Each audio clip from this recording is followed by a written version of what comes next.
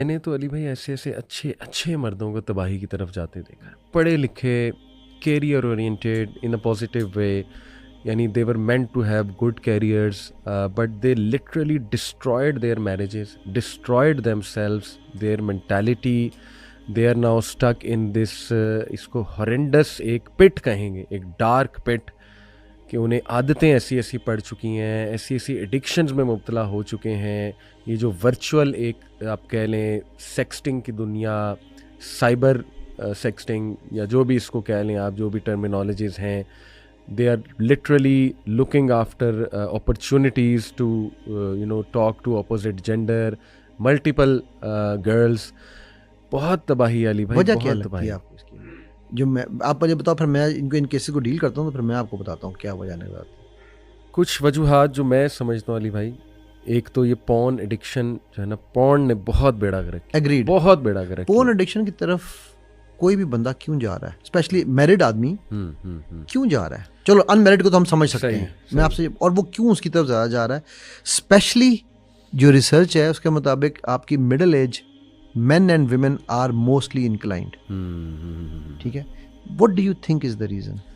देखिए अली भाई, पॉर्न बहुत एक्सेसिबल है, it's very easy to access, ठीक है? Accessible तो इससे कम पे भी है, इससे ज़्यादा पे भी है। बिल्कुल, और मैं समझता हूँ कि इसमें आइसोलेशन में छुप कर करने का जो एलिमेंट है ना, और वेरी इजी टू डू, और cheap dopamine, very high dopamine and cheap dopamine.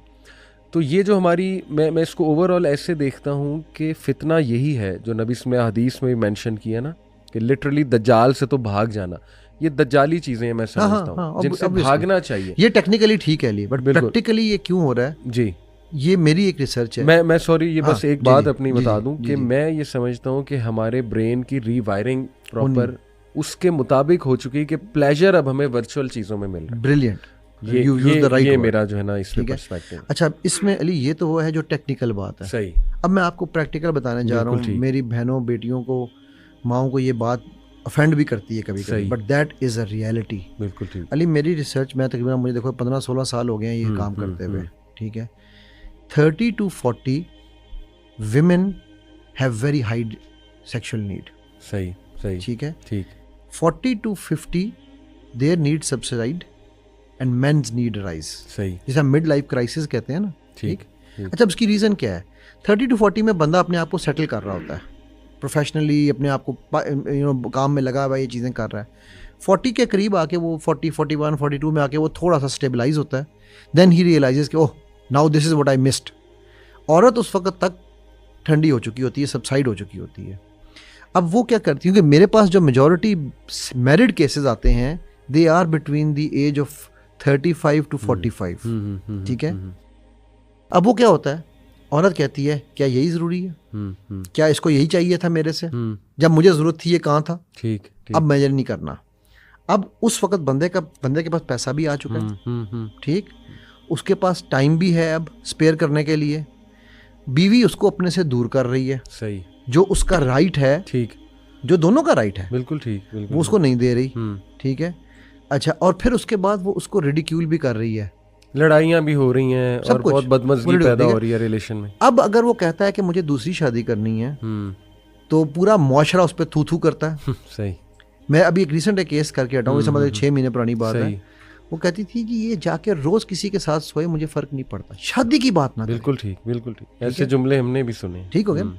मैंने उससे पूछा, मैं कहा तो आप कहते जहन्नुम में तो ये जाएगा ना, ना सोए, सही, मतलब मैं भी नहीं सोने दूंगी, ठीक, किसी और के साथ भी ना सोए, अगर इसने जन्नत में जाना है तो। ठीक होगी बात। नाउ ये मैं प्रैक्टिकल बता रहा हूँ, बहुत प्रैक्टिकल बात है। ठीक। अब हो क्या रहा है कि उस वक्त में जो बॉन्डिंग है वो होती है, टूटती है, एंड ईजीएस्ट एक्सेस इज बिल्कुल ऑन योर फोन। सही, ठीक। अब आप कहते हैं यार कब तक मैं फ़ोन के ऊपर रहूं? बिल्कुल ठीक। फिर आप सेक्सटिंग में जाते हैं, फिर सेक्सटिंग से जो है आप नेक्स्ट लेवल पे जाते हैं, डेटिंग पे। जी हाँ, ठीक है। एंड डेट जो है वो हाथ गले लगाए बगैर तो हो ही नहीं सकती ना, मतलब आप कहें जी हमने वहाँ बैठ के तिलावत की थी दोनों ने, आई एम सॉरी यार, I don't agree with that, right? Now ये मैं आपको इसलिए मैंने पॉइंट उठाया है बिकॉज हम बहुत सारा ब्लेम इस चीज़ को दे रहे हैं। ठीक। ये एक मीडियम है जहां हमारी फ्रस्ट्रेशन निकालने का हमें रास्ता मिल रहा है। अच्छा, अब यही चीज़ जब सेकंड लेवल पे जाती है, आपने शुरू में जिक्र किया इंसिस्ट का, यही चीज़ जब अगर हमें ये भी रुक जाए, हमारी ये कोई हमसे ये दूर कर दे और ना हम इसको देख सकें, तो ये सेकंड लेवल जिस पे जाती है वो लेवल है हमारा फिर अपने भांजे भांजियाँ भतीजे भतीजियों को देखने का। ठीक है। मैं एक केस है मेरे पास आया हुआ, अली वो सगी भांजियाँ हैं 3 और मामू तीनों भांजियों के साथ खेल चुका है बारी बारी। जैसे ही जो बड़ी होती है, उनमें तीनों बहनों में 4-4 साल का फ़र्क है। सही। तो जैसे ही वो 8-9 साल क्रॉस करती थी, 8 साल, पहली दूसरी 8 में आई, दूसरी तीसरी आई थी, और तीनों बहनों को पता है और माँ को पता है। और माँ क्या कहती थी कि मेरा भाई है, हमारे ख़ानदान में फसाद हो जाएगा, तुम चुप कर जाओ। ठीक है, ये मतलब ये आपको समझा क्यों? अच्छा, वो वजह क्या थी उस बंदे की कि उसकी बीवी उसको करीब नहीं आने देती थी। बैक स्टोरी ये थी। ठीक है, वो इसकी एक्सेस थी उसके पास, लेकिन वो एक्सेस थी जब वो दफ्तर होता था, घर आके बीवी उसका फ़ोन ले लेती थी, क्योंकि बीवी को पता चल गया था कि ये देखता है। अच्छा, मुझे उसकी बीवी ने बताया कि सर मैंने इसको अपनी भांजी के साथ पकड़ा है। उसके बाद उसकी भांजियाँ मेरे पास एक और मतलब इशू के लिए आई कि जी मुझे उसको वो डिप्रेशन की में चली गई थी। सही। तो वो जब आई तो उसने बताया कि मेरे डिप्रेशन की वजह मेरा मामू है। सही। ठीक है। अच्छा, अगर ये चीज़ निकल भी जाए, मैं अभी चलो हम इलाके का नाम टेक्निकली आई डोंट नो हमें लेना चाहिए या नहीं लेना चाहिए, बट एक ऐसा इलाके में अभी एक केस मैं कर रहा हूँ जिसमें एक शख्स अपनी बेटी की शादी अपने एक क्या अपना फैमिली में ही करना चाह रहा है। क्यों? क्योंकि उन दोनों का कारोबार साझा है। ठीक है। वो जो लड़का है वो इस बच्ची को, जो कि फर्स्ट, हमारे यहाँ पे एक और भी चीज़ है ना, कजन्स। सही।